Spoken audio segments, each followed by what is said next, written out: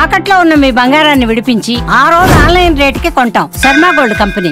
ఇది హైదరాబాద్ లోని మద్యం ప్రియులకు మరో బ్యాడ్ న్యూస్ అనే చెప్పుకోవాలి. ఇక ఇప్పటికే బీర్ల ధరలు పెంచిన సర్కార్ మందుబాబులకు షాక్ ఇచ్చింది. అయినా సరే మందుబాబులు తగ్గేదేలే అంటున్నారు. వేసవి రాకముందే బీర్లు తెగ దాగిస్తూ డిమాండ్ పెంచేస్తూ రాష్ట్రానికి ఆదాయాన్ని పెంచేందుకు సాయశక్తులా ప్రయత్నిస్తున్నారు.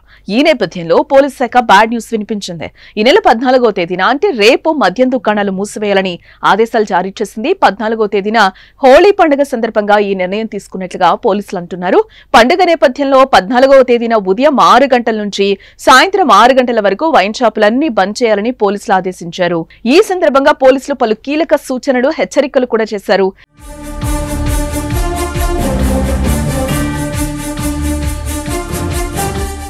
హోళీ పండుగ సందర్భంగా ప్రజలకు ఎలాంటి ఇబ్బంది కలగకుండా, సమాజంలో శాంతి భద్రతలకు ఎలాంటి భంగం వాటిల్లకుండా మద్యం దుకాణాలు మూసివేయాలని వైన్స్ నిర్వాహకులకు పోలీసు అధికారులు ఆదేశాలు జారీ చేశారు. ఇక మరోపక్క కేవలం మద్యం దుకాణాల యజమానుడికే కాదండోయ్, మందుబాబులకు కూడా పోలీసులు హెచ్చరికలు జారీ చేశారు.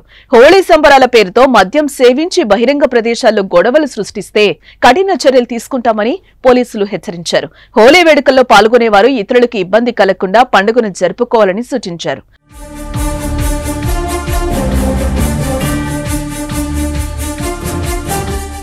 బహిరంగ ప్రదేశాల్లో వాహనదారులపై సంబంధం లేని వ్యక్తులపై రంగులు చల్లుతూ ఇబ్బందులకు గురి చేయొద్దని కూడా హెచ్చరించారు.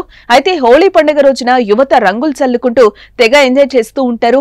ఎక్కడ చూసినా కలర్ఫుల్ గా కనిపిస్తూ ఉంటుంది. అయితే కొంతమంది యువత మాత్రం హోళీ పేరుతో అతి చేస్తూ ఉంటారు. గుడ్లు, టమాటాలు కొడుతూ ఇతరులను కాస్త ఇబ్బంది పెడుతూ ఉంటారు. ఇక కొంతమంది సంబరాల పేరుతో మద్యం సేవించి తమ స్నేహితుల మీదే కాకుండా అసలు ఏ మాత్రం సంబంధం లేని వ్యక్తులపై రంగులు చల్లుతూ గొడవలకు దిగుతూ నానా రచ్చ చేస్తూ ఉంటారు కూడా. మరోవైపు హోళీ రోజున పెద్ద పెద్ద గ్రౌండ్లలో రైనీ డాన్స్లు, డీజేలు పెట్టుకుని తెగ సంబరపడిపోతూ ఉంటారు. అక్కడ కూడా మద్యం సేవించి నానా రచ్చ చేసే వాళ్ళు కూడా ఉండొచ్చు. హోళీ సందర్భంగా కూలి పనులు చూసుకునే వాళ్ళు పండుగను జోరుగా జరుపుకుంటారు. తమకొచ్చే వసూళ్లతో విందులు చేసుకుంటూ ఉంటారు. మరి ఇలాంటి విందుల్లోకి మందు లేకపోతే ఎలా? అరేరే, పెద్ద సమస్య వచ్చిందే. 6 తర్వాత షాపులు తెరుస్తారు కదా, అప్పుడు చేసుకుంటే సరిపోద్ది. ఇది మాత్రం ఖచ్చితంగా బ్యాడ్ న్యూస్ లోనూ ఊరటనిచ్చే అంశమే మరి.